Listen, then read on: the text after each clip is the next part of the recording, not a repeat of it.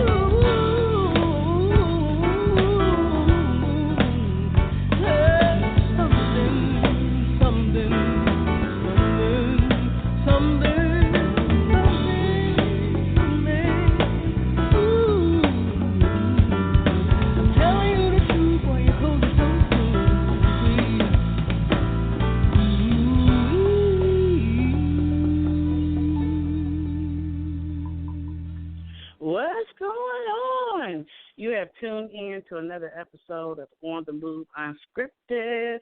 I know you're not used to me coming on Fridays because usually we're Mondays with Brian Love, and Tuesdays we do the showcase, Mr. Stout, and Wednesdays we do our interviews, with Mr. Stout, and Thursdays is ladies roundtable discussion. So I know you're not used to me coming on Fridays. However, I wanted to start a special series to really celebrate and promote the different actors and crew members and people who were in the movie that I did called This Can't Be Love. So I wanted to have a special segment so I could promote them, so I could see what they're up to, what they've been doing. Are they still in the entertainment industry? Are they doing something else? I just want to shine a light on these individuals because they were very special to this project. It took us 7 years to film it, and probably took me 10 years to put it out because I think we started in 2010 with the auditions, and then just continued from there. So basically 10 years. Talk about patience, right? And these actors and these crew members, they were so patient. They never quit out until they did what they need to do. And so I have some of them that, wanted to be a part of this series. So the first one that I have, you're probably familiar with because he used to be my co-host on 1100 a.m., on the real 1100 a.m. While I was still living in Atlanta. He was my co-host for, I want to say it was maybe 3.5, almost 4 years. But we had been knowing each other long before that because he acted in the movie. He actually played the character Tony in the movie, and he was the father. And I remember during that time it was difficult for him, so I can't wait to interview him about that. And then also he's an author. He wrote a book called Building You, which I just absolutely love. It came with a workbook with it, and it really helped me at that time. And then he's a musician. He plays guitar. He got so much stuff going on, so much stuff that he does, celebrity therapist or whatever. So I just wanted to take time to interview him, see what he got going on, what movies is he working on, whatever, because Marvin always working. And so I actually have him on the line. Marvin? Yo, MBJ Live? Yeah. What's going on? Great vibrations. I had to go run and get my. Yeah, when you mentioned my book, I had to go run and get my book. Oh yeah. You gotta have your book. You know what? Yeah. That book. For those who followed us, because we were on for a long time, as far as On the Move Unscripted, but we were on the radio even before that with Around the World Radio. Uh-huh. Remember? With Guy Keaton and Courtney Butcher. Yeah. At that time, I think it was Brenton. Yeah. And who else was on with us? Wally. Wally was yeah. Me and Wally used to fuss all the freaking time. Hey. We could not get along. Yeah, but I met you even before that because I met you through, what was the name of that organization? Not Hollywood, NAMSO, Occupying, what was this? What was it? What was his name? Atlanta? It was NAMSO. That's his name, NAMSO. Was it Atlanta? I don't know. Some brother from Nigeria. We actually met. I wish I could remember. I feel so bad. I do not remember the name of that organization, but it was like my first experience. Well, not my first experience, but my first being on the set creating stuff. The Southern film industry. It was something to that nature. But anyway, I remember. I think I met you on. Was it Jody? Was her name Jody? Or I met you through a producer who was doing like a TV show type thing. Remember? What was her name? She was one of the producers. She was the producer. She produced on NAMSO, right? She was with Namso. Jake, She had like a talk show. Okay, yeah. I draw a blank. Yeah, I draw a blank. But anyway, I remember the episode. I remember meeting you.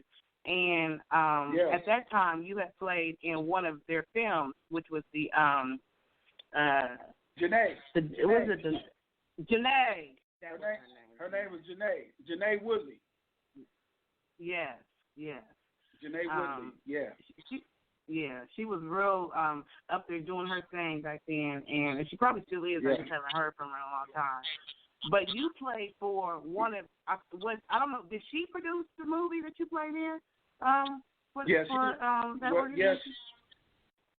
Yes, she was the producer for that movie. Actually, they already had that role casted, and I saw them, and I just go flow with the spirit, and like I tell y'all about the spirit. Some told me, I said, well, let me just send my resume and my information headshot to them anyway. Come to find out, they end up recasting with me in for that role. Oh, really? Yeah. They had already casted for that role. But I sent them my resume, my headshot, and they hit me up. It's like, yo, do you want the role? I was like, yeah. So, yeah. And that was I think his name was Brian Nichols. I think that was Brian his Nichols. name. It was based off the Brian Nichols story. Yeah. Mm-hmm. Yeah. And that was you did really, really, like, I remember I purchased a copy of it from Janae, and I remember I had met you that day, or maybe I had seen it beforehand and then I met you. I don't know what it was, but after I seen it, I was like, oh, you are a freaking actor for real. I'm like, oh yeah, I'm gonna need you to be in my movie, and that's kind of like how we started. Yeah. Yeah, that was like, I remember you pulled that part off so well. You know what I'm saying? How long you been an actor? I've been acting 25 years. 25 freaking years. Wow. 25 years. Your resume is longer than a freaking block. Yeah, I've done a few things here and there, a few plays, so, yeah. Oh, right. Yeah, because I was in a play with you, and I actually... I know that Atlanta Wood. Okay, right. Atlanta Wood was the name of it, the production company, Atlanta Wood, yeah. Yeah, Atlanta Wood. That's where I met you. So that was like, I want to say 2010. I've known you a long freaking time. It's been decades. It's been decades, right? So I remember when I after I had the audition and stuff, and a lot of the actors for the movie This Can't Be Love, some of them were seasoned and some of them weren't, and so we needed a place to practice. And I remember you allowed us to practice at your house for was it like a year or something? Hey, I don't know. It was a long. Yeah, it was a long time. I was here. We filmed here too. Yeah. We did the rehearsals first, and then we did the film. The one thing that I caught on immediately is you knew how to coach the character. You knew how to coach them. So have you ever thought about doing any coaching, acting coaching or whatever? Because you did it very well. You was able to draw, the characters out of especially the ones who really weren't skilled, seasoned in it. Yeah, I mean, not really officially was I doing, acting coaching, but I have done it, off the record, unofficially have coached and worked with people on film sets and in the plays and even in auditions. when I directed a play, my directorial debut in 2009 at the Port of Sanford Theater. Even in the auditions, I was still acting with the people in the audition because I saw the potential. So I was helping pull some of that out of them. So. Well, I definitely saw it during that time. I definitely saw it. I saw how you were able to really just, get those characters out of them. So that's something that, you might definitely want to look at on a serious tip. And as far as your plays, Maxine Williams-Wright is the playwright, and she did 3 plays that I know of, in the time that I know. Hats, what was the other one? The Corner and Manifest. Yeah. Right. You and I were in Manifest together. Yeah. That was fun. And The Corner and Hats. So how did it feel, having to be all those different characters that's so much different, like, out of yourself? Like, how do you prepare for these different roles? And by the way, being in a play is more, an actor in a play is more difficult than being an actor in a film, to me, because stage, you got to get it right. You don't get to say, cut, wait a minute, I'm sorry, I messed that up. Can we do that again?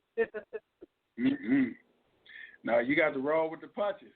If somebody drop their lines, it's like, somebody better know how to improv. How long do you usually have to practice ahead of time before you learn a role, like, especially for plays? Like, how long in advance do you, like, have you ever had to learn something real short notice? 2 weeks. 2 weeks. 2 weeks.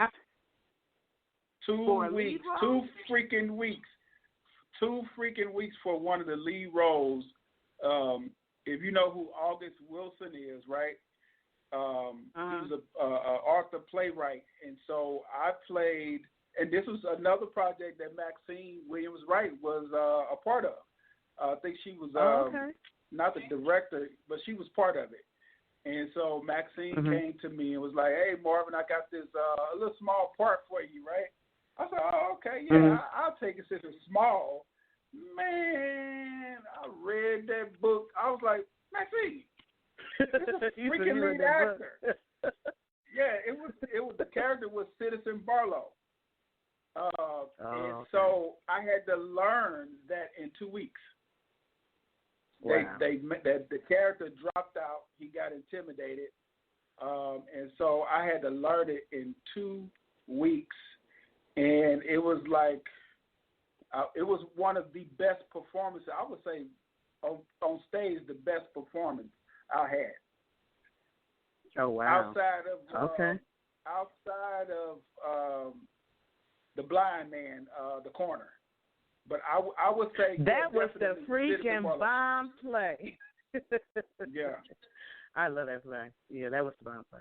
That was the bomb play. Yeah. Like that. I remember after seeing that play, I never really even knew. Like it's a really good play. You're not going to know what's really truly going on until the end. She does a lot of those little surprise endings like that, doesn't she? Yeah. Yeah, because you don't realize what's going on, and you played that freaking role. You hear me? Yeah, I appreciate it. That was really good. I draw where I draw from is I know you had asked something similar to that, is playing those different characters. I played many of characters in my life, and so each character that I portrayed in life as a child, I got a whooping for it. So so whatever I did, I was getting beat down for it, you know what I'm saying? So I think just life and experiences, and, just going through a lot of stuff, it teach you, and being around certain people. You don't necessarily have to go through something. I'm definitely a method actor. So I can see something and I can mimic it. Right. Yeah, I can see it and I can mimic it. So I can see it one time and like, oh, okay. And then I'll eventually conform to that, what I see. Okay. So you're originally out of St. Louis, which I used to always get just so freaking jealous because you have more support. I mean, it's like every time we got on the freaking radio and you did a live, people from St. Louis was holding it down. And I used to be begging, like, where is my Columbus people? Ohio, are y'all there? But you had so much mad love and support from your St. Louis city. You know, yeah, you had a lot of love. Absolutely. You know, it's the energy that I used to bring to people and still do. And then people know where I come from, you know, being from the streets, ex-gangster, gang-banger, drug dealer, ex-convict. And people now see me doing stuff like this, you know, radio, published author. And so they want to tune in and see, okay, what Big Marv from Pine Line, you know, what he got to say? What he talking about? Like, man, this dude on the radio, right. I remember when this dude was shooting at somebody with a shotgun, a 12 gauge down the street. So now he on the radio. So it's like, man, let me see what he got to say. So, yeah. Wow. So when you did the role of Tony in the movie This Can't Be Love, I remember your reactions during that because that was a hard part to play. I'm thinking. Yeah. Know, that was a hard role to play. There were different times that I would see different looks in your face, like you was just like, ugh, you know. But you brought the film, so you brought that role. So how did you feel about being in the movie? How did you feel about your character? How did you feel about the movie as a whole? Well, it's you know, I think it was definitely a real life depiction of your life, and so on top of that, and then I'm not a molester, and so. Right. To portray somebody who's taking advantage of his daughter, and you know what I'm saying, molesting his daughter, that just it did something to me, and so it's like you know, even portraying that character, you know, it's like you know, it was like static in my soul, and so this is why certain roles I'll stay away from because. Like I said, I am a method actor. And so I will portray a role. You be like, nah. That's why I couldn't play no gay role. No, ma'am. I couldn't do it because they got enough, you know what I'm saying, enough gay people out here that can play those roles. Because if I play that role, they be like, oh, nah, bro, you gay. Nah, I don't care what you say. You know what I'm saying? Because I am a method actor. And I'm going to make a role believable. So yeah, that's why I'm like, yeah, you know, I wouldn't never do a role like that. I know people say never. I can't. You know, I don't care what kind of money they throw at me. It's like, yeah. So I know that I thought that you did an awesome job. I appreciate you for even being willing to take on the role. The thing is, a lot of people may say, why did you expose your childhood? Why did you let the world know your story, this, and the other? You know what I'm saying? Because only the childhood portion of the movie is really came from my life. And my reason for doing the movie part was more because there are children who are still being abused. There are children who are being, you know, molested. There's children being, you know, basically in somebody's basement, in somebody's attic, not starving. We hear about the cases all the time on the news. And so my goal was if I could bring my book to life, I could bring those characters to life, and I could promote that movie, you know, that it might save a child. Somebody might see it who knows that somebody's being abused, and they might actually step up to do something about it. You know what I'm saying? That was like one of the reasons. But then the movie kind of took on a life of its own, and there were other things that ended up coming in, like forgiveness. People ask me, how can you forgive? That's the heart I have. I have a forgiving heart. I don't hold grudges. So it was important for me to get it out, and I appreciate you for playing that role. So what other real intense movies or films, independent films, or, you know, mainstream films have you played in that it took a lot for you to do it? It took a lot out of you. Like, you had to really, like, Well, in Prison by Love, Well, that movie got a lot of publicity, and even still today, filmed that movie in 2013, and it's still getting publicity. I think it's on Amazon, if I'm not mistaken, and some other platforms. It was on the shelves at Walmart in the new release section. It's with Maverick Entertainment. And so that was about domestic violence. And even with that movie, you know, I had a problem. After each take, I would ask Reese Odom, who played my wife, the victim, I would ask her, is she okay? You know what I'm saying? So wow. In between each take, you okay? You all right? And so just try to break up that monotony, that spirit of it all, and bring a little humor and a little comedy in between it. Because being an actor for 25 years, you know, people say, well, you end up taking that character home with you. And so I've learned how to leave the character where it is in certain roles. Because it will linger with you. And so I have to balance it out with some comedy. And so it's like I could jump in and out of character. And, so it's, I remember. But, that was difficult. That was difficult. Huh? You say what? Yeah, I remember people used to, when we were on the radio together, at different times, I remember people used to always bring that movie up. Like, I saw your movie. I remember that. And I remember you played that role so good that one time somebody put a post, and it wasn't a happy post. It was like, I seen you in that movie. You know what I'm saying? Oh. And he was fussing like he really felt like that was you. I remember that. That was like a while back. It was on your some cat from New York. And you remember that? Yeah, I remember the dude. Yeah, he was going off on me online, like, you know, what kind of man are you? I'm like, bruh. I said, it's the wrong tree, bruh. You know what I'm saying? So I ignored his comments because it wasn't no need to give him that energy. You know what I'm saying? So there was no need. And you notice I didn't give him any energy. Guess what? He subsided. Right. He stopped commenting. And that's even with that comment, a sidebar, when you could diffuse a lot of people's energy if you just ignore it. You know, I ignored that brother. He was really coming. He was coming. He kept on talking, kept on saying something. And so I just ignored him. You know, I'm like, okay, brother, you know, I ain't nothing I could do. You can just talk. But eventually, guess what? He stopped commenting. And he went and he walked away. And sometimes that's just how life is. Sometimes you got to walk away and not respond. Now, I get it that some people, you just, it's unavoidable. But majority of the time, it is avoidable.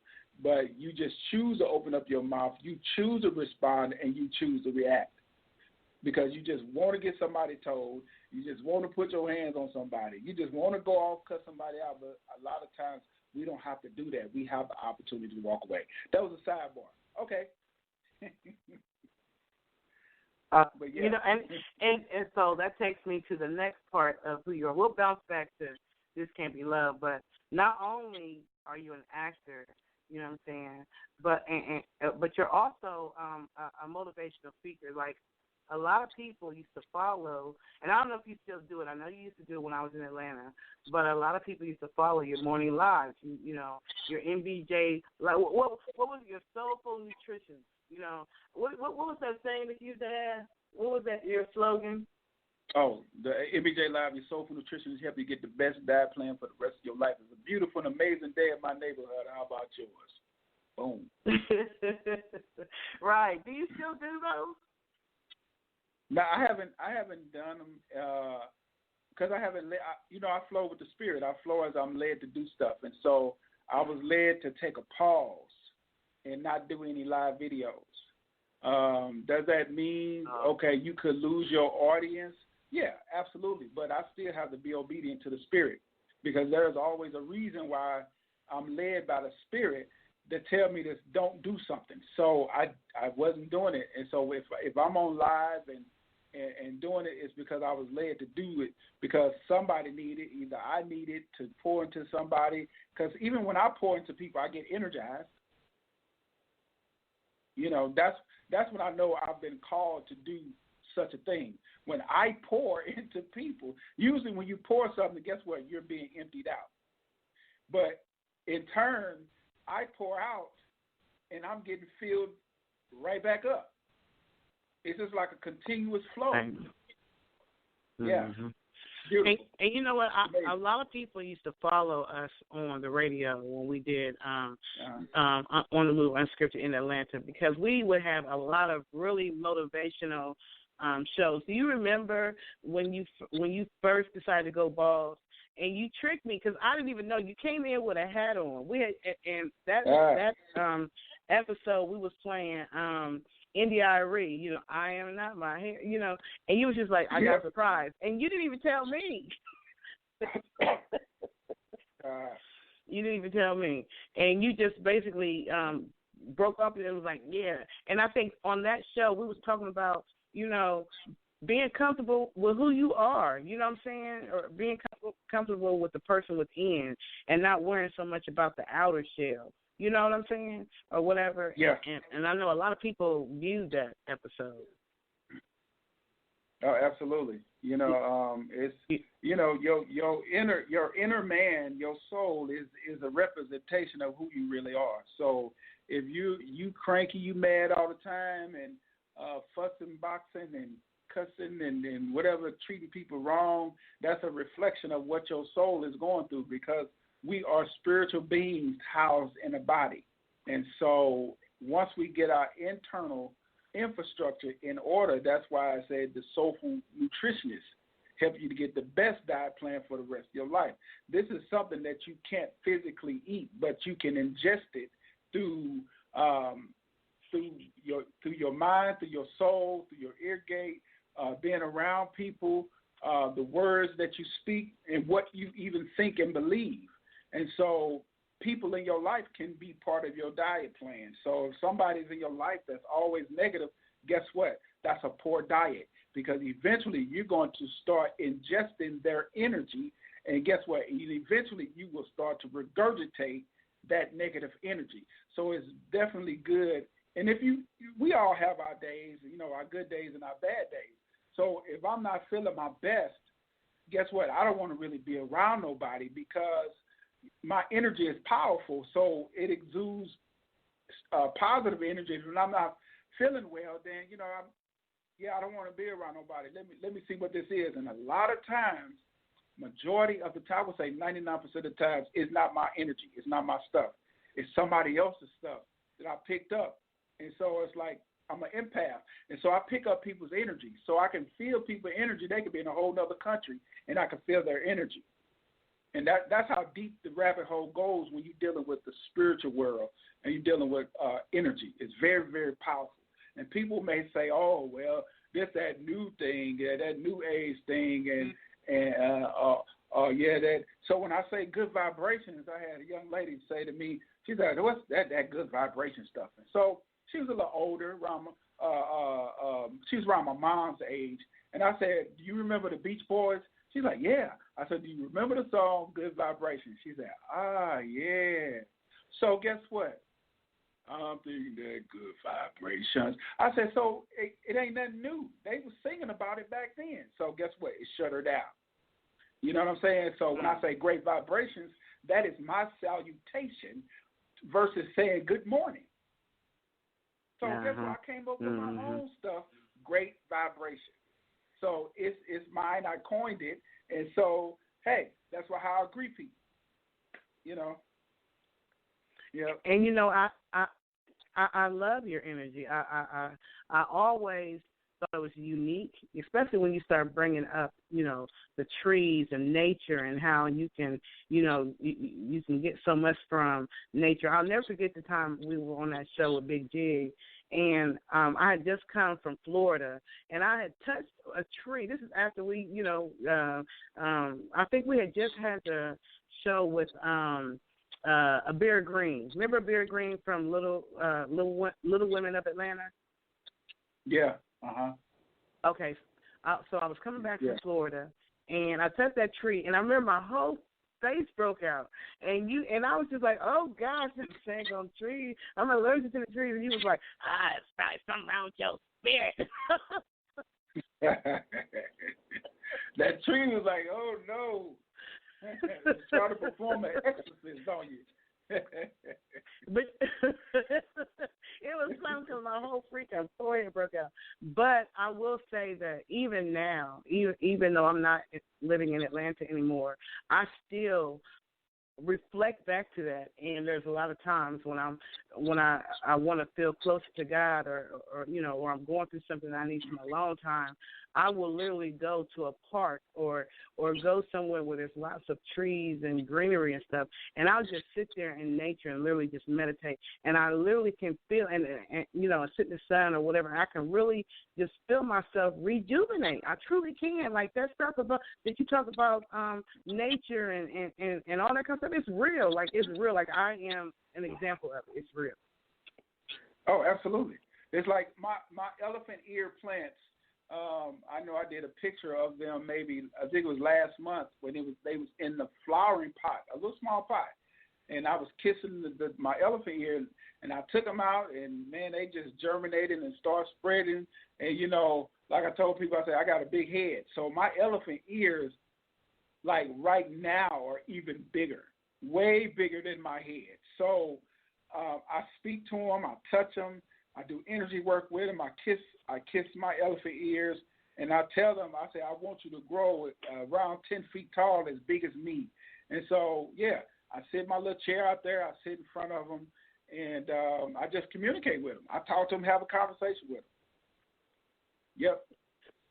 So it's definitely the truth. I remember so many really inspiring shows that we had on the Move Unscripted. And I also remember the time that we had, what was his name? It was right before we did Hook Up Atlanta. It was the actor that has the school out there. What was his name? Oh man, you bad as me. I thought you would remember. Yeah, give me about 48 hours. Ooh, man. We did so many shows. We had so many shows. I gotta go through my head in the alphabets. You know how you do A, B, C, D, E, F, G. What's his next brother's name? Dwayne Boyd. See? What was Dwayne Boyd? His name Yes, is Dwayne Boyd. I told you go through your alphabets in your head like get Dwayne.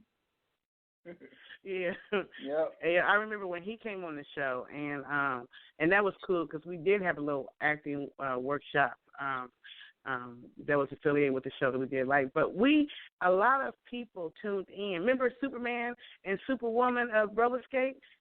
Yeah, T and Kojak. Anderson. Kojak, Yes. Oh my gosh, that was another favorite. That was one that was good for married couples. And what was the other married couple? I think we had like 2 or 3 married couples that really just came and gave testimonies. Yeah.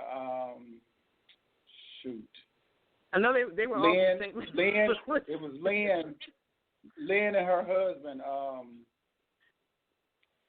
Shoot. I remember they had like almost 2,000 views from your live before we even got off the air. Like their story was really really deep. Yeah. And then. Who was the other couple? Was it the musician? What was his name? With the flute. Was that him? With the flute? Oh, John. I mean, not the flute, with the saxophone. Jay Sax? Yes. Jay Didn't he come on with his wife, too? Yeah. I think so. Yeah, I think so. Yeah, I think he did, too. We had a lot of really good, yeah, we had to pull her in. Yeah, we had to pull her in on the radio. Right, because she didn't want to come. She's like, oh, no, I'm just a wife. I'm like, what you mean you're just a wife?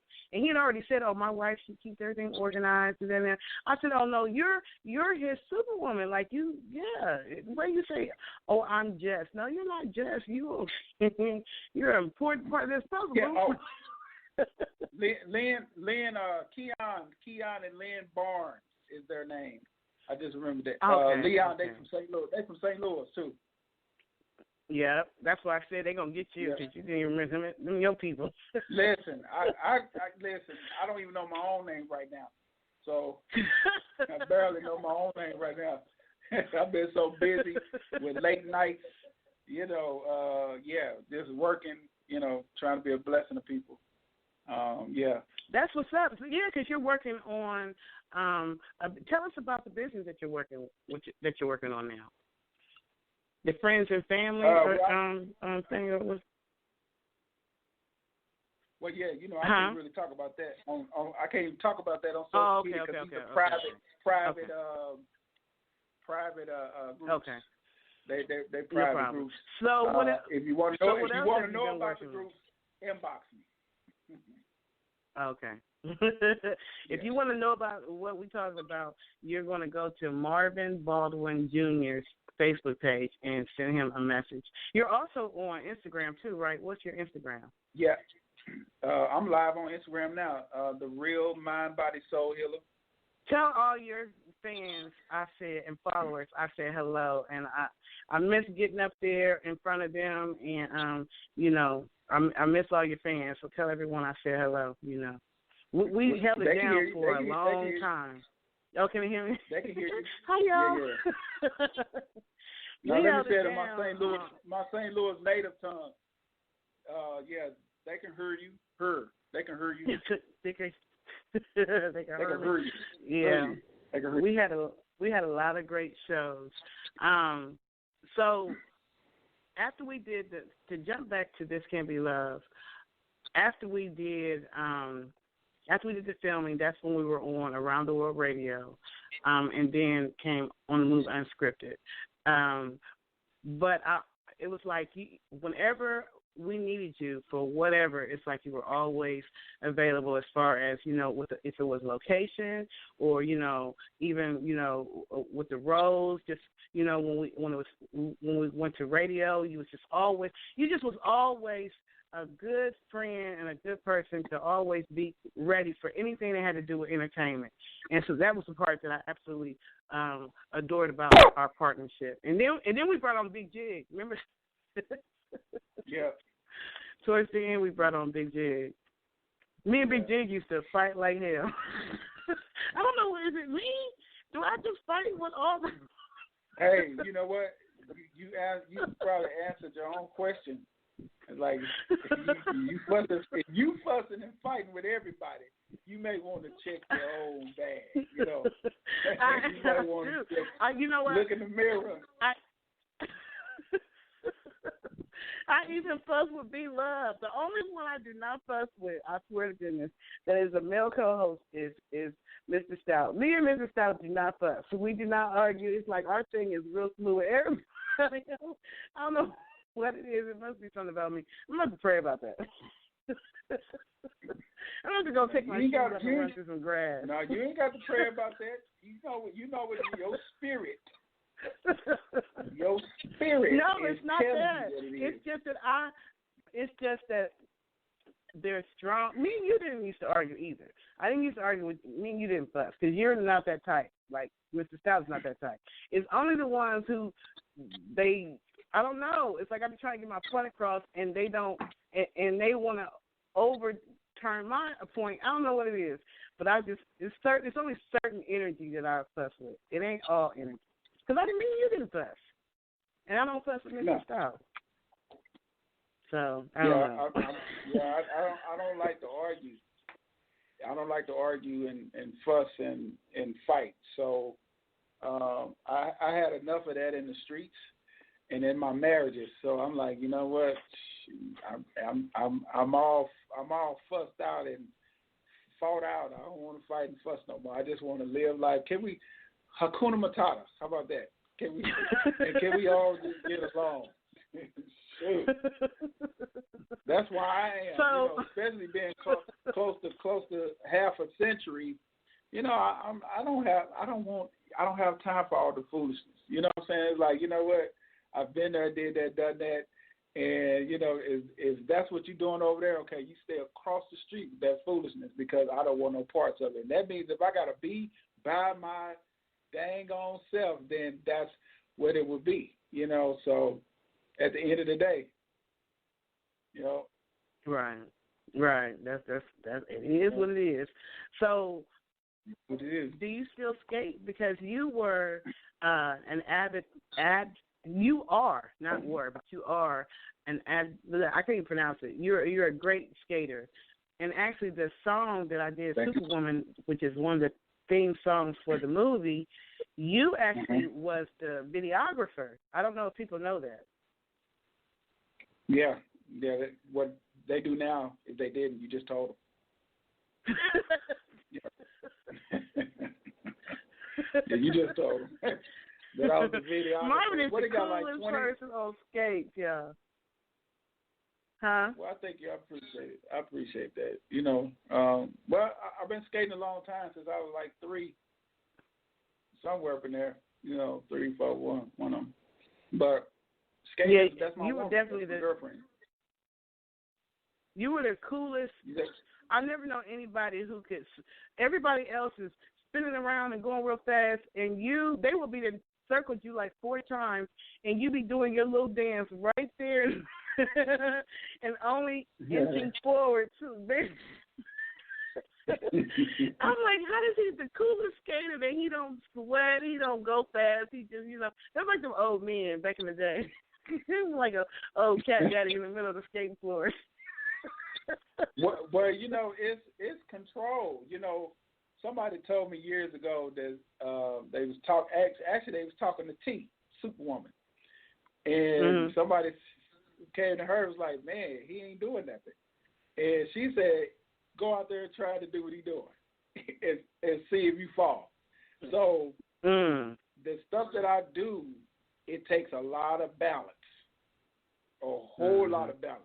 And a whole lot of strength, being on those roller skates, especially being on my toes a lot and balancing my weight. And just the stuff that I do on skates cannot be duplicated. And so it's impossible because it's an internal thing.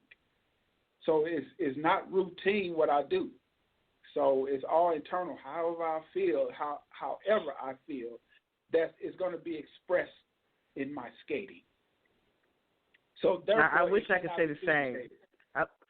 I wish I could say the same because every time that we went, when you was out there, being Big Daddy Kane on the skates, I was just trying to keep from hitting the floor. Yeah. Can I get a wall? I just need a wall. If I can get a wall and my hand can touch the wall, I can skate around the room. Yeah, but you're definitely a great skater. So well, let's go ahead. I'm what? sorry. Oh no. You talking to me or one of your Instagram or Facebook followers? Who you talking? No, I'm talking to you and everybody else. I was a skating instructor for the movie My Super Psycho Sweet 16. Oh, for real? I didn't know that. The first one, the part 1 that came out for that movie, it was in 2009.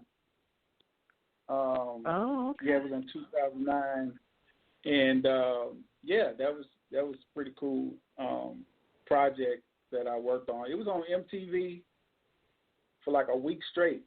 That movie. Yep. Oh wow. Yeah, so, okay, that's what's up.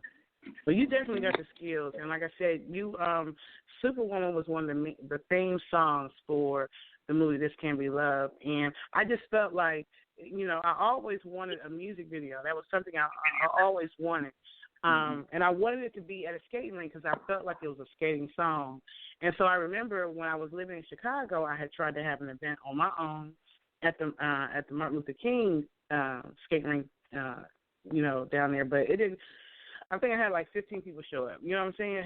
And so it's just like, okay, we're going to have to shoot with these 15 people. We're going to make this work. So it's such a blessing that fast forward 3 years, we would have T and Kojak Anderson come on the show, and you were the one who was like, you know what?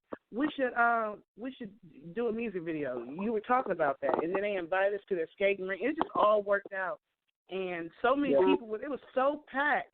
Oh my gosh, it was so packed. Oh yeah, man. T and Kojak is, they like the super team for real, man. When I tell you they have a large, hearty, heartfelt love, genuinely loved energy amongst people, the skate world, people in the South, Georgia, in Atlanta. Yeah, they I mean, they real good people, and when you got people like that with such an influence, and then they look to me as their brother, you know what I'm saying, and love and respect. Cause Kojak ain't got no problem. He said, "Man, I love you, boy. I love you, man." He ain't got no problem telling me that, and it's mutual. Oh, you know what I'm saying? Yeah, it's mutual. And we men, we grown men, but they some good Southern people. You know what I'm saying? Like, for real. Yeah, they T and Kojak is divine people. They are truly celebrity skates. Like, I think there was another movie. What other movie was T.I. and Kojak in? It was a skate movie. I think ATL was either ATL or Roll Bounce, because I don't know if y'all remember. I think it was Roll Bounce. Yeah, where at the end, the guy that was running in place on skates. I remember that episode, that scene, but that was Kojak. Oh wow. Yeah. Okay. I didn't know that. When I saw that movie, I was like, "Yo, that's dope. Who is that?" And here it is. I'm friends with the brother. That's so. Yeah, that was you were definitely a very important part of the project. You and several other people, but right now I just want to focus on you because as the weeks go by, I'm going to be interviewing other actors and members, crew members from the movie This Can't Be Love. But to speak to you specifically, you were such an important person, in this whole movement of what I was trying to do, from the acting, playing the role and allowing us to use your home, not only as a center location, but also a place for the actors to practice for all that time. I remember we used to bring the food and everything. It was like a family. I loved it. And then even, when we did Around the World radio with you and Sky Keaton and, Courtney and myself, that was cool. And then you came back again, and teamed up with me for On the Move Unscripted. And I remember us praying before we even started the show. And truly, that prayer has manifested many times because those shows were, those were very, very good shows, deep shows. And it's like each guest was handpicked. I'm experiencing that even now as I continue to do it, here in Ohio, but still it started from that original prayer. You feel what I'm saying? And so, you were a very important part of that. And so I just, even with your book, I want to jump to you. I know I'm jumping all over the place because you're a man of so many different talents. But even with your book, Building You, I'll never forget that show that and I was like, I need to read that. No, you were writing it. You were writing it, and you allowed me to read the manuscript. So this is before you even got it printed. And I remember at that time I was going through some things. I was always going through some things in Atlanta. I was always going through some things. But that book helped me so much, you know what I'm saying? And the workbook, and I remember the focus you put on circles. So explain to them about the power of circles. Well, the power of circles is we cannot get around circles. Circles, our eyes are circles. The world is a circle. Molecules and atoms are what? Circles. A car can't drive on a square, shape of a square or a triangle or a rectangle or an octagon. No, it drives best and smoothly what? On a circle. When we come together, people come together and pray. What do they create? A circle. When people come together for football practice and when they on the court or on the field, they huddle up in a what? In a circle. So that we cannot get around circles. Circles are very powerful in our lives. And when we learn to keep people out of our damn circle who don't mean us no good. So those people come to what? Deflate our circles. So one of the questions in my workbook is, do you inflate circles or do you deflate circles? have to really think about it, yeah, you really need this book. You have to think about it. And you know what? It helped too. Like you really got to do the exercises. Like when you get the book, you're gonna want to do the exercise. In fact, I wanted more exercises. You had to finish the workbook at the time when I read the manuscript, so I was only able to do the exercises within the book. But it was like I really did them, and I swear to goodness, after I was done, I felt different. I understood different. I looked at different things differently. You know what I'm saying? Yeah. Yeah. And so here's the how can they get it? Huh? How can they get it? How can they get a copy? Well, you can inbox me, and so right now I'm working on try to get it in a ebook form, and here near soon in the future I will be ordering more copies of the book, hard copies. Did you see the ebook thing that I tagged you in about how to create your own ebooks? I tagged you in one. Did you get that? No. Was it on Facebook? Yeah, it probably wasn't. Yeah, I probably on didn't get it because I'm not really on Facebook like I used to be. So I got other pressing matters. That stuff that's going on. Trying to get that money. Yeah. Well, you gotta get that money. I know that's about money either. You know what I'm saying? Just grounding and like I said, I've really been into my plants, my elephant ears. Mm-hmm. Like I go out there in the morning, man, and do energy work, Reiki. I get on the ground and get amongst. I cannot wait till my elephant ears get big so I could just get my little chair, man, and sit right there, man, do some videos and just sit amongst them and feel just embraced by nature, you know. So I have to continue to speak life into my friends. And so my elephant ears are my friends. And so they are beautiful. They're the amazing. only elephant ears I've ever heard of before is the type that you get from the festival. So what are elephant ears? What kind of plant is that? Well, I don't know exactly the kind, but they look like elephant ears. That's why they call them elephant ears. They look like elephant ears, and they get real big, too. Yeah, they can get you eat huge. them? Is it like a vegetable or something? No, it's a plant. It's a regular plant. I have no idea if you can really eat them or they're edible. I don't know. I don't plan on eating my friends, but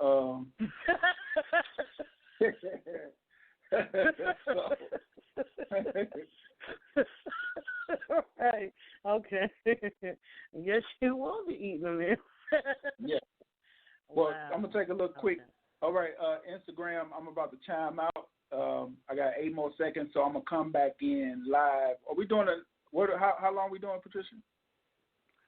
It'll be another 30 minutes. In fact, we can take a quick break if you want. So let's take a quick break, and then we'll come right back. How about that?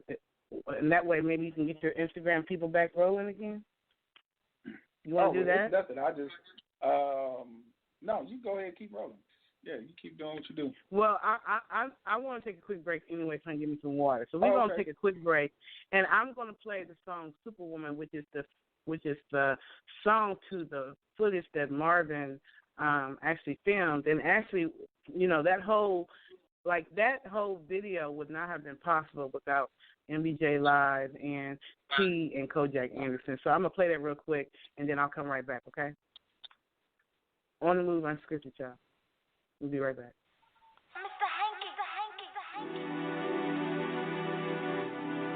Let's go get that money. Let's go get that money. Let's go get that money. Like Adam and Eve and Bonnie and Clyde, we're a team. Different days, same story. Got to go out and get that money. Got mouths to feed and bills to pay. Got to put that S on my chest today. Superwoman, superwoman. Every superwoman needs her Superman. Superwoman,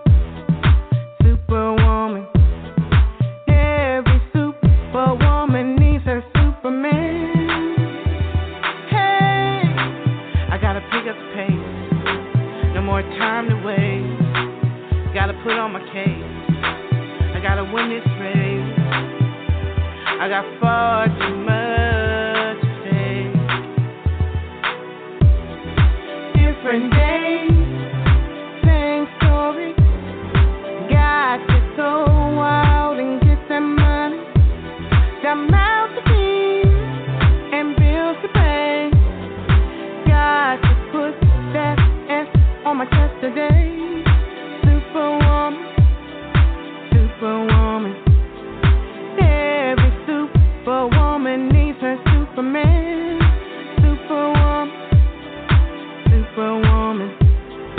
Every superwoman needs her Superman. Superwoman needs her Superman.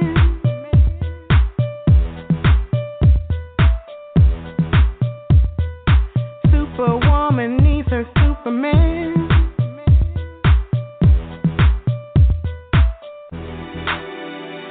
Hey, I gotta pick up the pace.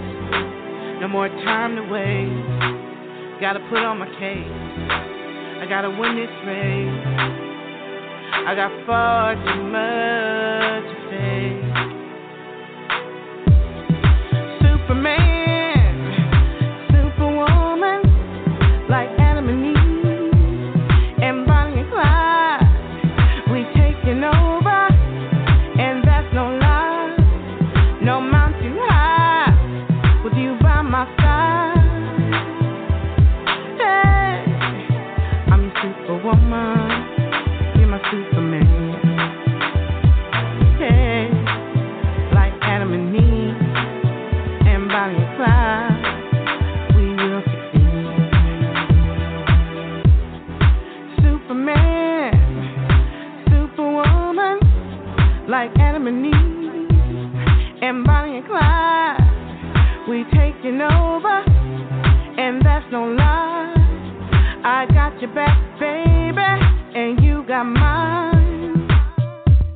Hey, let's go get that money. Let's go get that money. Let's go get that money. Like Adam and Eve and Bonnie and Clyde, we're a team. Superman, superwoman, like Adam and Eve.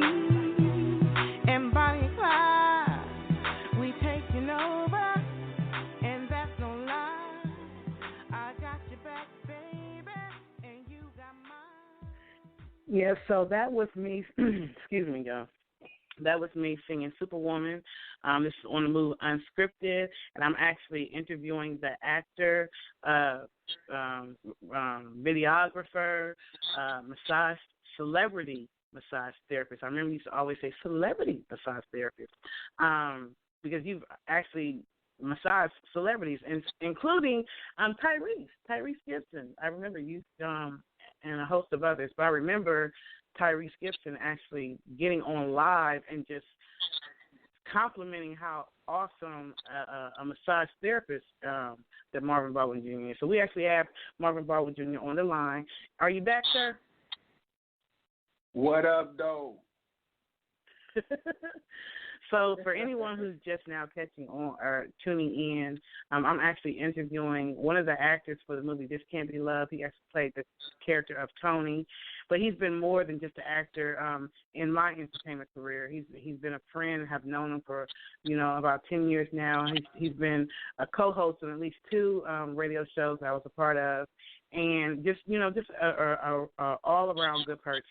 I really think, Marvin, if you whenever the Spirit leads you to, or whatever, because I do understand about being led by the Spirit, but whenever you get to that point when you want to share, some of those inspirational words and videos and things, that God enlightens you with, whenever you get back to that and you start back that, social nutritionist, I'm sure that there's going to be a lot of people who are going to be tested by it. I swear to goodness, I was an avid follower. In fact, I was kind of disappointed when I didn't see him. I'm like, he didn't stop doing,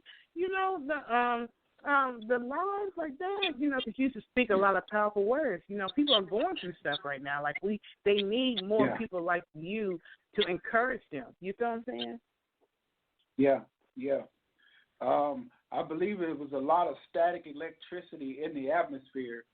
And so I'm real big on energy and vibrations and spiritual energy.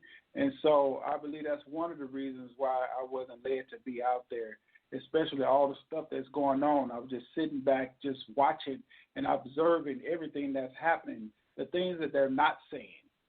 I can see what they're showing us, but it's the stuff behind the scenes is what they're not saying, So I'm just looking at the bigger picture of everything. And so when I'm led to keep my mouth shut, I keep it shut and I don't say anything. So that's what I was led to do. I can talk. You know what I'm saying? I can go, when I'm led. And so, yeah. So if I'm not on here, it's for a reason and a purpose. I understand. Yeah. Well, at any point that you do decide that it's time to come back, I definitely hope that, you let us all know because, like I said, those were very inspirational videos. I find myself doing it as well. In fact, you're the one who started me on the lives. Like, I wasn't doing lives at first. You used to be like Patricia. You used to do a live, and you used to do a live so people can get to know who you are, and so you can talk about the movie and this and the other. I had not done any lives before Marvin encouraged me to start doing them, and now I'm like a live fanatic. I'm like, live, hey, what's going on? Live, hey, But you know what? Because this is what I do, Patricia. I build people. I am a master builder of souls. That's what I do. I build people from within, the soulful nutritionist. And so if I can cause you any way to have one of the best diet plans of your life within your soul, is that you're going to have an outward manifestation, period. If people not, one of the chapters in my book is, do people grow around you? If people are not growing around you, you need to check your dirt. You need to do some cultivation and see what's going on with your soil if people are not, because we are seeds. Each and every one of us, we are the ground and we are seeds. And so you are the ground. Right. And so if a seed is a person and they planted in your life, if they don't grow, that means they're not being watered. If they don't grow, that means they're not being nurtured and nourished. If they don't grow, that means that there is a drought in your land. So you need to check it. And then you are the seed, and then you are the ground. So, yeah. So I definitely saw myself. Yeah. I saw myself grow. I grew. I always saw my time in Atlanta as like my period in the wilderness. And there were things that I had to learn and experiences I had to have. And so I would definitely say that in that experience, you were one of those teachers. You had something to bring to me. I remember you asked me one time, you said, Patricia, have you gotten over your childhood? Have you gotten over what happened to you when you were a child? And I was just like, yeah, I was kind of actually offended that you actually had the nerve to freaking ask me that. I'm like, you're just saying that because you read my book and, you played in the movie, you don't know, But when I went to Chicago and I saw that movie, The Shack, it was like in that movie theater, I literally had a one-on-one experience with God, and that movie brought it on. And then I actually cried, Marvin. Like, I sat there in that theater, and probably for the very first time in my life since I wrote the book, the movie, anything, I cried like a newborn baby. And it was at that point that I guess I was releasing some of that. But I never thought about it like that until you asked me that question. No, I told you wasn't over it. But you asked me. You said it in a rhetorical way. I said no. I said you're not over. You're not over your childhood. No, you didn't. You asked me, "Are you?" The way I remember it, is you asked me, "Have you gotten over it?" But you're saying that's not what you. Well, either way, I wasn't because I literally cried. Yeah, I cried. Yeah, that was it. And see, that's the thing. And that's the thing with life when you're dealing with. When you're dealing with the souls and hearts of men, their energy, and I don't care how you fashion it, I don't care what you put on it, what kind of perfume or cologne or makeup, clothing, it doesn't matter what you put on. Your energy is going to supersede what you have on. And so it's been many times I come up to people and I ask them, hey, you okay? They smiling just from ear to ear. Yeah, I'm fine. Yeah, I'm good. I be like, I look at them like, yeah. Oh, you sure? You know, and they just like break down like, well, you know, I've been going through. I said, yeah, because I see it. You know, just a gift. I see it. And, you know, and sometimes they feel like really better after the conversation because it's something that they needed to release. Well, I guess that was my situation. I probably had never really addressed it. Like, I knew when I wrote the book, This Can't Be Love, I knew it was going to be like a therapy type experience for me, but I always felt like I was over it. I mean, I never harbored those ill feelings towards my mother and my stepfather. In fact, you know, I love my father, and he's dialysis now, and he's blind, but he has a caregiver, and I make sure that he's taken well care of. So I never harbored anger, but I don't know if I was actually, if I had ever had that cry like I did that day, but it didn't come out until you brought it to the surface. However, whether you asked me as a question or a statement, it still didn't come out until, you know, you were the catalyst, I would say, for that. Yeah. You know, now you know it doesn't change no matter if we on the radio, if we in the studio, you know, it doesn't matter. You know, I got people on the line that's from St. Louis on the line, and one of the brothers from St. Louis in the house. Yeah, you know, he said he spoke to one of the fellas earlier today, and I think he said he asked him, "Are you in a better place today than you was 2 or 3 years ago?"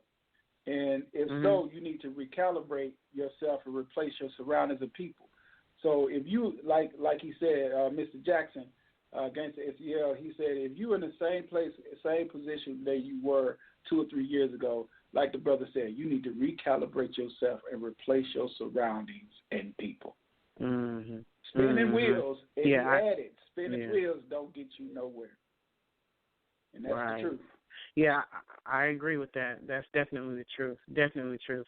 And so it's my prayer that you know, for all those who watched the movie This Can't Be Love, and it's actually I have released it as of right now on YouTube, and it'll be there until I get some type of formal distribution deal or something like that where I feel like it's time to take it off. So right now, you can see it for free. God, I was led to do that. I know a lot of people were like, "Why would you do that? You know, why you could have made money?" But it's like that wasn't what God put in my spirit. You know, this whole project was never about. I might have visualized, it's going to make all this money, this, that, and the other in the beginning of the project. But as the years went by and as maturity went by and as I became more spiritually enlightened, I realized that it was more than about that. It was about, you know, faith. It's about forgiveness. It's about, you know, going after your dreams. God has been using my life from childhood up till now to show, you know, even though having faith does not mean you're not going to go through stuff. It means that you keep the faith in spite of, and you keep walking towards your dreams. You keep walking towards whatever the assignment that God has put on you. You keep walking in that direction. Faith is just making you, it's causing you to continue to walk even after you are hit by so many different mountains and molehills and giants and obstacles and all kinds of stuff. Faith makes you keep walking even when you want to quit. You know what I'm saying? So I really feel like God has used my life in that way. And so I pray that the movie inspires people to keep the faith, you know, to forgive, you know, to overcome. Don't continue looking at the past. Let go of stuff, you know, or whatever. So I really hope that people go out and get your book, Building You. Like, if there was ever that prodigal child or that poster child, like, this is the one, hey, look at her. She read my book and she's doing much better. It really, what I grew in that relationship with God did. You know, but people enter your life for a reason, a season, or a lifetime. Yeah. And we don't get to decide when those seasons end. You know what I'm saying? Or when they transition. And so for me, our relationship transitioned. It was time for me to take another step in a different direction, but I had learned what I needed to learn from you, working with you side by side. Does that make sense? Yeah. Absolutely. Yeah. And here's the thing, ladies and gentlemen, you don't necessarily have to be. You don't have to be in a physical, intimate relationship with people or somebody in order to grow from them. Yeah, you right, don't. because we were never. People used to think we were intimate. Like, people used to think we were dating or something because of the closeness of our connection and the way that we were together. But it was never an intimate relationship. Although, I used to think he was cute at one point. I might have a crush in there or whatever. But our relationship was not built on that. It was built on just the natural, spiritual, soulmate type thing. It was just a natural thing. It wasn't something that we forced or we practiced. It was natural. You understand what I'm saying? It was natural. Yeah. And so I definitely grew within that relationship, within that partnership, within what we did together, definitely. And I saw growth in you as well, because I would turn the camera on and you would be like, Patty over here, Patty over here. I turned the camera off and you was not saying nothing. And I'm just like, Marvin, do you know how to talk when the camera ain't on? But I saw you grow also in the connection with me, where you became more open, and I saw growth in you as well. So it was definitely a two-way street. I saw you write your first book. You know what I'm saying? And now you're working on another one, right? You have another book you're working on. My second book. Second so book. I'm working on. Do you want to tell the name of it? Or? Yeah, actually, well, I have a sex therapist who is going to be writing in it. I asked her; she's a client of mine. Wow. And so she's going to. I asked her to coin, something that's pertaining to sexual. I said, whatever you want to. You're a sex therapist, just write whatever you want to write in it. And so it's going to be catered around that in a way, but from a definitely hitting it on a spiritual perspective. And so it's really so in my first book, the last chapter is a bonus chapter of my second book. Okay, yeah, I remember that. The last chapter of my first book is the first chapter in my second book. So, yeah. So, y'all need to get that book. I don't care. Y'all better inbox MBJ Live, Marvin Baldwin Jr. Y'all need to, for all of you, for those who are going to listen to this on iHeartRadio or Spotify or Podbean or Buzzsprout or wherever you Star Music Radio, wherever you are, and I don't care what country you're in, because I know we have a lot of listeners in Canada and Russia and Germany, wherever you are in the world, you really need to reach out to Marvin Baldwin Jr., and ask him for a copy of this book, because I promise you, if you've watched, especially for my own Facebook friends, if you've watched my growth over the last 10 years of my life.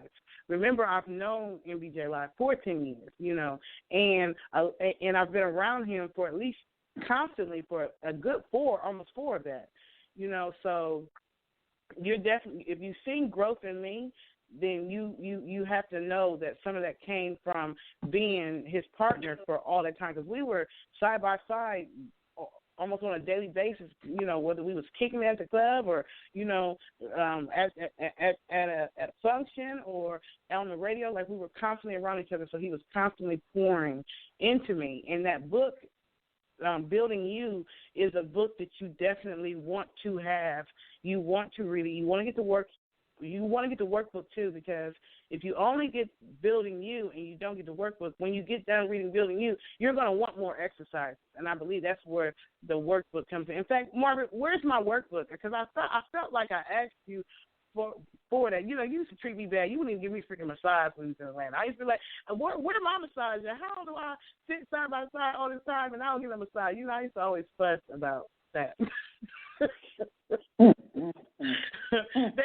they treat the co-hosts and stuff. They treat us wrong.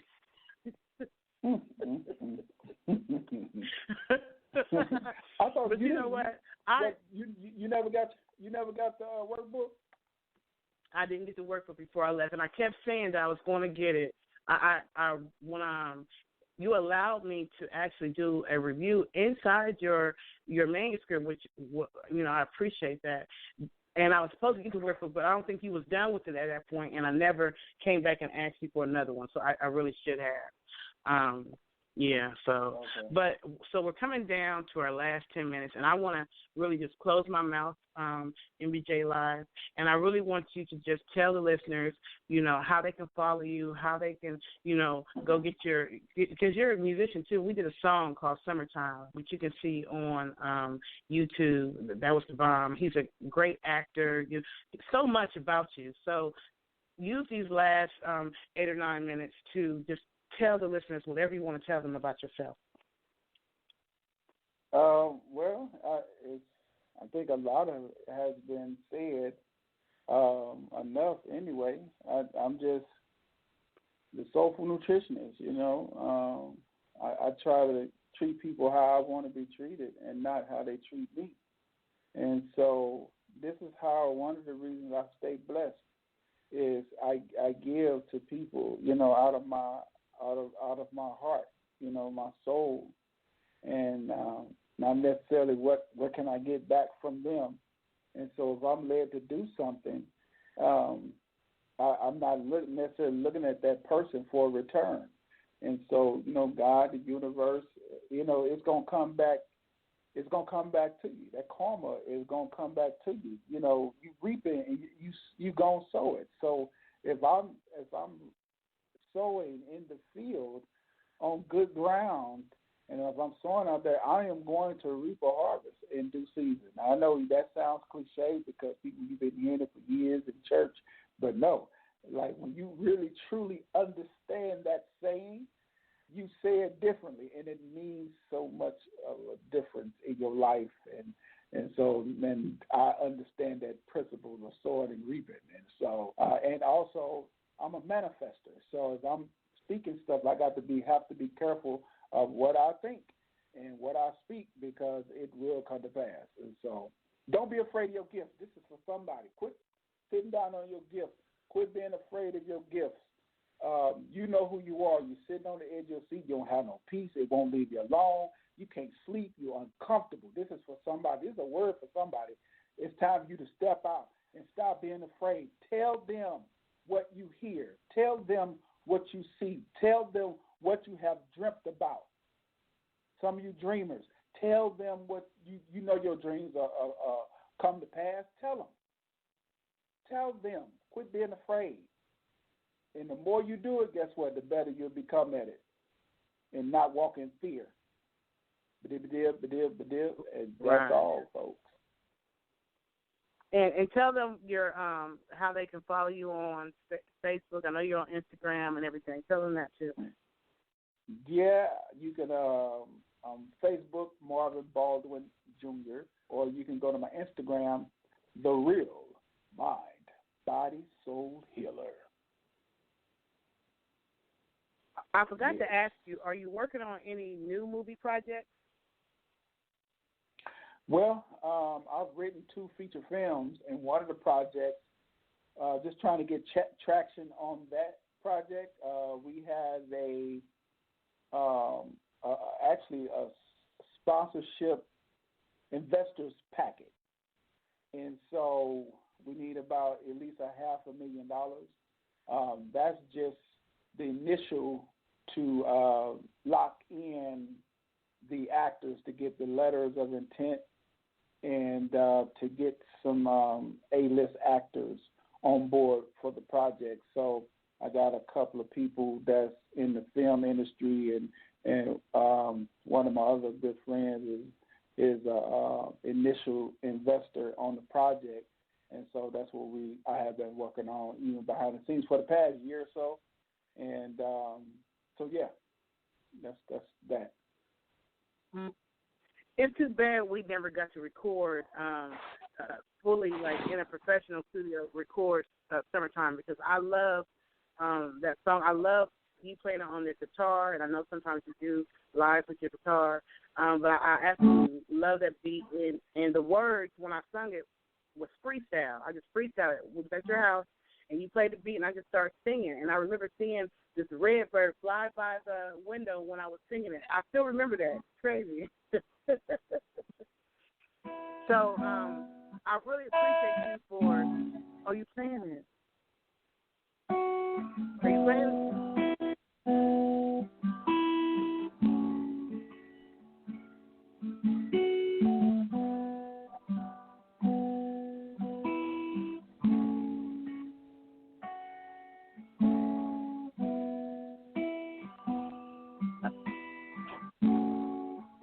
I always love that. Summertime.